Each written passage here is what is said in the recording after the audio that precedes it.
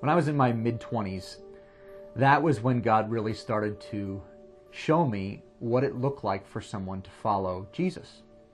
I'd claimed all of my life that I was a Christ follower, but it wasn't until my 20s that I really started to examine myself to see whether or not I was in the faith.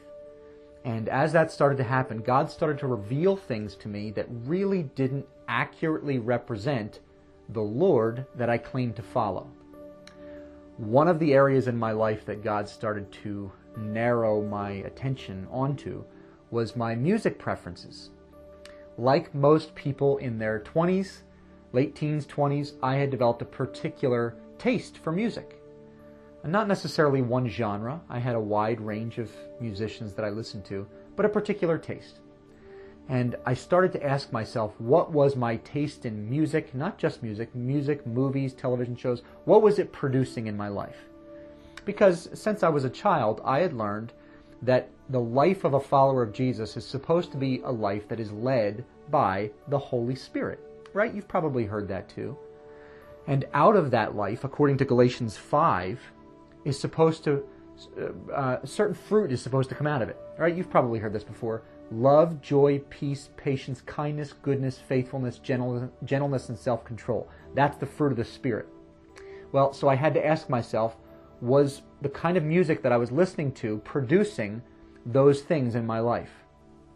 In Galatians chapter 5, just before the fruit of the Spirit, we read about the opposite fruits. Let me read those to you right now. Galatians chapter 5, it starts in verse 19 and continues through 21. Listen to some of these things. Now the deeds of the flesh are evident, which are immorality, impurity, sensuality, idolatry, sorcery, enmities, strife, jealousy, outbursts of anger, disputes, dissensions, factions, envying, drunkenness, carousing, and things like these. Now in my life, if I was to put a heading over my particular appetite for music, it probably would be idolatry. And here's why I say that. Most of the things that I would listen to would promote a greater love for self. You see, I had had a difficult 20s. Things that took place in my 20s led me to feel sorry for myself. And so the taste in music that I had acquired represented that self-pity that was in me. And it just continued to grow and produce that kind of fruit. It was idolatry, I say, because all the focus was on me. Instead of the fruit of the Spirit, which says the kind of music that I listen to, the kind of things that I take into me ought to produce love, joy, peace, patience, kindness, goodness, faithfulness, gentleness, and self-control. If I was to choose a heading for all those, Paul would probably say the greatest of these is love. And so the question that I had to ask myself, and I'd like to ask you is your taste in music producing love? Now you might say, well, sure it is.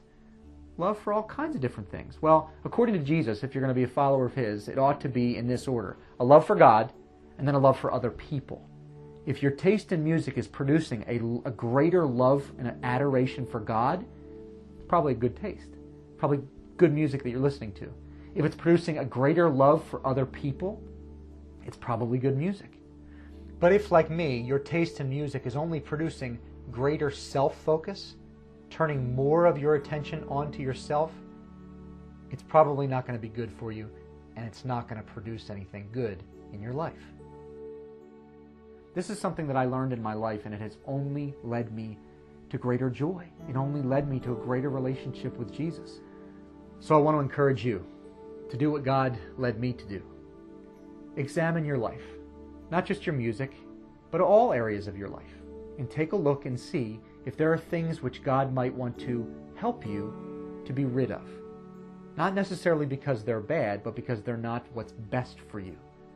This really has impacted my life in a tremendous way. I don't miss those old songs that I used to listen to, and I certainly don't miss those old bands, because God has introduced me to a new way, a way of greater joy in life.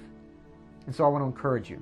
Take a look at your life, maybe begin with your music preferences, and ask the Lord to show you, is this really what is best for me? And trust Him to show you.